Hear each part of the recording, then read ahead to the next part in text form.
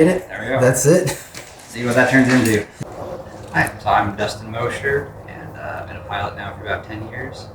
And I fly this Cessna 120 as well as a Boeing Stearman biplane. And I've owned the Cessna 120 for about the last 7 years, as well as the Stearman for about the last 5.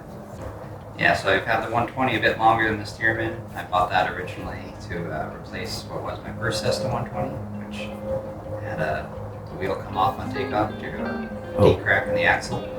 So after that one got destroyed, I ended up buying this one. So when the first one got lost to the broken wheel, bought this one, and I've since had this one now for about 7 years and well over 2,000 hours of flying. Back in 2018, had the opportunity to possibly go do a grand adventure involving a vintage biplane, and the airplane of choice for that was a Stearman, and so I ended up buying a Stearman. Unfortunately, the grand adventure didn't occur, but I still have the Stearman since it's big and ridiculous and kind of hard to say no to. Alright, and so I've been a pilot now for about 10 years, just a private pilot, but I got my license right towards the end of college while I was doing my engineering degree. And in my last summer of college, I was able to have the opportunity to knock it out real quick. And, just had the basic goal of at least having my pilot's license to be relevant to my career as an aerospace engineer and have the opportunities to go fly recreationally, enjoy general aviation. And, typical college student, ran out of money, ran out of time, ran out of hope. No, not that bad, but no, did run out of money and ability to fly after I got the rating. So had the license, flew a couple times, and then had to take about 1.5 years off just to go find a real job and make it so that I could actually afford to do this. But then after that hiatus, first thing I did was when we got my tailwheel endorsement from a gentleman that taught a pair of Piper Cubs, really L4s, but at the end of the day, a J3 Cub. And so got to learn all about antique airplanes, vintage airplanes, hand propping, underpowered airplanes, operating with no electrical system, no radios, things like that. And really kind of opened eyes to some more fun sides of aviation that you don't just necessarily get from your typical flight school education. Yeah, so about 3,000 hours now flying, with well over 2,000 of those hours in this airplane, a couple hundred in the Stearman, a couple hundred in various other airplanes. While I ended up making aviation a big part of my life, both in career and on the recreational side, I was not originally into airplanes at all. In fact, I was very afraid to fly as a kid, wouldn't get on an airplane, period. And all the way up through kind of sophomore and junior year of high school, I'd still never been in an airplane. And it was around then that I was exposed to Microsoft Flight Simulator and had begun to sort of get a hands-on interest in aviation. Prior to that, as a kid, I had a grandfather who was a World War II and Korea naval aviator. And he had taken us to air shows and really tried to, encourage us to take an interest in aviation, and just that childhood fear of it really made it difficult to want to enjoy that, and it really didn't grab on. So it wasn't until high school, Microsoft Flight Simulator, really being able to take something I didn't understand and come to an understanding of how it works through the simulator, that it really clicked, and I realized, okay, this isn't scary, this is something I want to do. And so I think it was junior year of high school, I had the opportunity to go to a Young Eagles flight at Long Beach.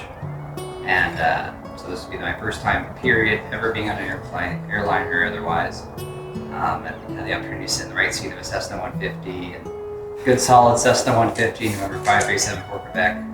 And, we had talked enough to say, oh yeah, I've been messing with Microsoft Flight Sim and all that for a long time. And so he let me taxi and do the takeoff. And, so it was pretty neat. The first time to ever be in an airplane to get to fly it off the ground. And at that point, I was pretty much destined, I think, to see little airplanes and pursuing the adventures that aviation, and at the time, mainly just thinking small airplanes could bring you, was pretty key. what may be one of the best flights of all time, and there's been a lot of great ones, but one really good adventure was a couple years ago where I got a group of really solid pilots together, kind of a handful of us throughout the weekend, and we went and explored what I would call Western Central Nevada.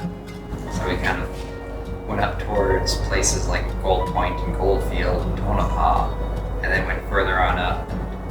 It was April, so it was still, Nevada is still in spring, but you still get winter type weather effects.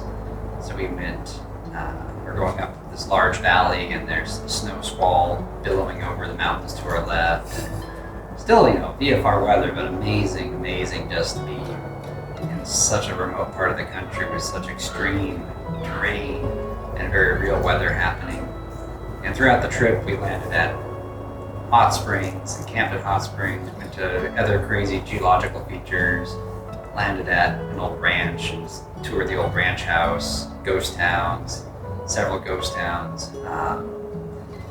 We picked up Thai food in Bishop and flew it to the Chicken Strip hot springs and had, fresh Thai food while we tied our airplanes down and went to the hot springs for the night. Landed and saw rare pupfish out at Devil's Hole. Went to a biker bar in the Nevada desert for lunch. Really just a ton of crazy different destinations, all packed into what was really a 3-day trip, 2 nights on the road with airplanes. And what even made it better was, as extreme as some of the destinations were and as kind of unique from a backcountry flying type experience, none of the airplanes were special. I mean, the first half of the trip was a Cessna 120, a Cessna 50, a Tri-Pacer, a Globe Swift, and a Grumman Yankee. The Globe Swift and the Grumman Yankee had to bail out after the first day, and the rest of the trip was just those 3 very basic airplanes. And it really highlighted the degree of fun that you can have with some good piloting skills and a very basic airplane out here. The coolest thing about kind of this really fundamental general aviation, right? And, there's no hard boundary here, but it's really to say that, there's various degrees in which you can have an airplane in general aviation, right?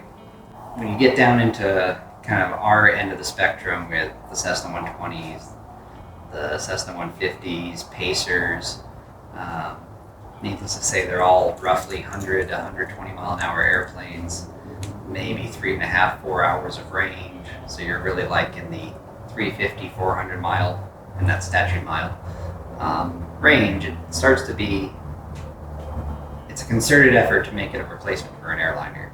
You plan your trips, you build your lifestyle so that you are flexible, but you can still make it to your destination and things like that. But from that, the most interesting thing about it is that you still can have some pretty grand adventures with a very basic airplane. You can still have a lot of fun, and you can actually still cover a lot of the country, see a lot of great things, and you can actually do it fairly economically. An airplane that burns 6 gallons an hour and has next to nothing to break on it. I mean, everything still breaks, but relatively speaking, it's a lot less to break. It actually makes it pretty practical. You just have to be willing to kind of give more time to it. General aviation is pretty unique because it's a really broad brush way of describing a huge sector of aviation. It's got this unique capability to really give you a freedom to go do something, to take ownership of something, really down to the core, especially as an aircraft owner. Like, you are now responsible for this machine. The practical reality of it is, save for very few airplanes that are rather hard to afford, most of them are very old. I mean, basically everything at this point is 50 years old or more. And by having such a connected experience with this thing that you're doing, you're taking an ownership that is kind of a ownership and a responsibility, a form of self-reliance. It's very rare in modern society, and that alone is a very important and rewarding thing. And it's hard to get outside of anything other than aviation. But there's very small sectors where you really can be in charge of such so many decisions that affect the outcome. And the ability to be a part of that is just so cool. Now, when you trickle it down into what we do, yeah, there's kind of some of the other things I already talked about, where it's just these unique opportunities that you can do with very simple airplanes is really the other big part of the message. But there's definitely a grander part where, regardless of what kind of aviation you start to, or what things you do with general aviation, you have this opportunity to really open up what you can do and take an ownership of something. It's the biggest challenge we face too, because more and more of the restrictions make it harder and harder to manage that ownership in a way that you can afford. But it's there. So, something I really wish I knew was just how strong of a community there is, and just how limitless the opportunities within it are.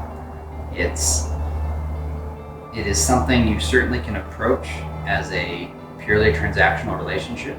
You go get your license at flight school, you rent an airplane, you go fly and get lunch, come back, you drop off the keys, and then that's your interaction with aviation for the month. However, if you really,